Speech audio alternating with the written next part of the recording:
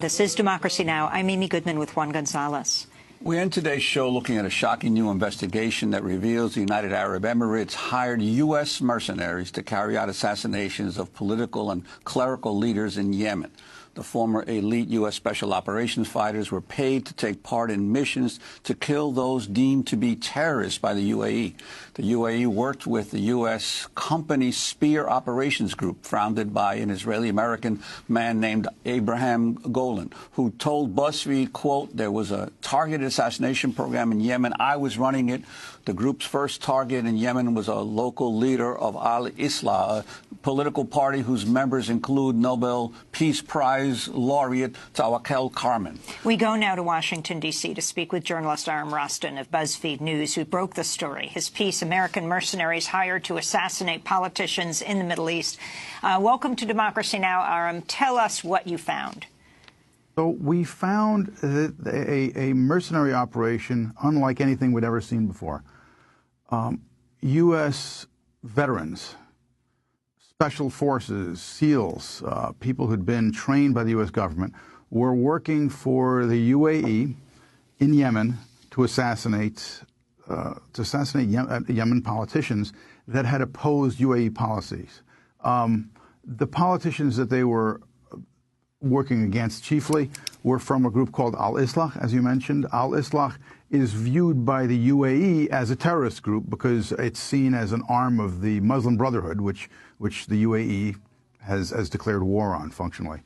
And we were surprised to see that this was a group that really functioned not as security contractors, but as mercenaries. Two of the people who participated, who were there, two of the Americans, were reservists. One was a National Guardsman, and the other one was in the Navy SEAL Reserve Unit.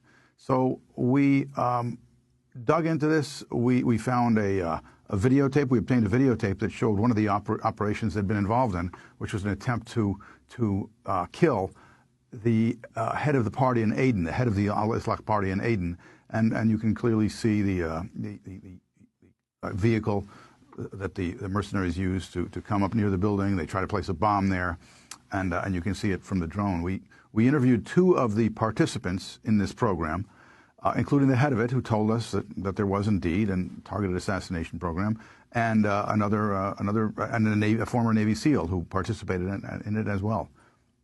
Well, what is the Spear Operations Group, and is it conceivable that the American military establishment, the CIA, was not aware that this was going on?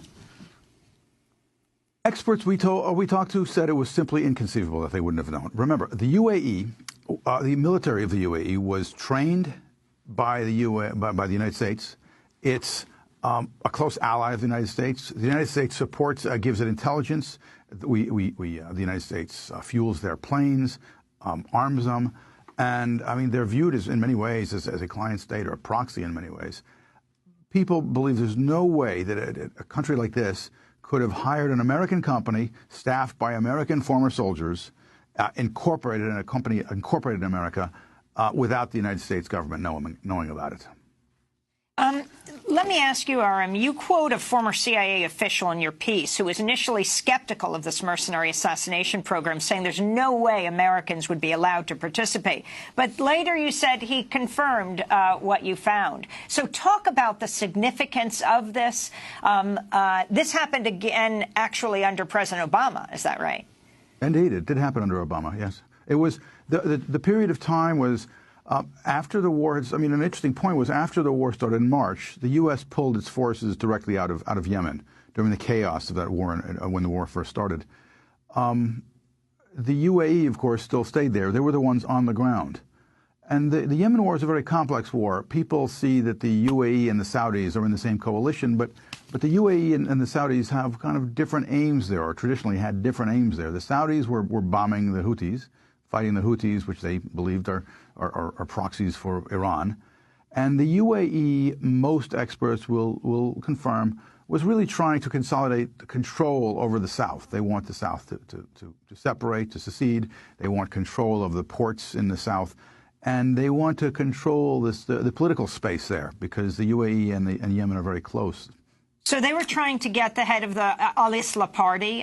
This is the party of Tawakkol Karman, who was sitting here a few years ago, right at the time the Nobel Committee announced she was winning the Nobel Peace Prize.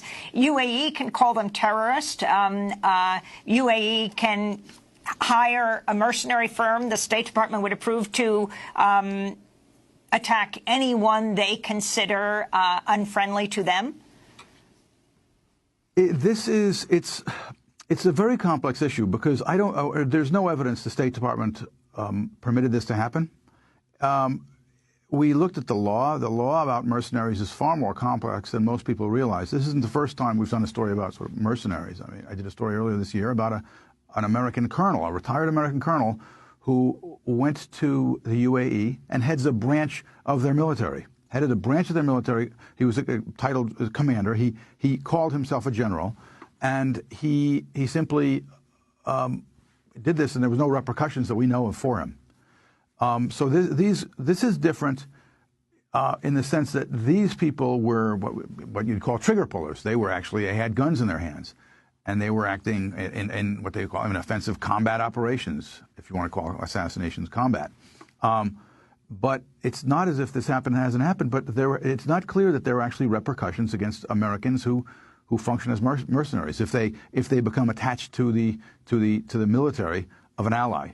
We've seen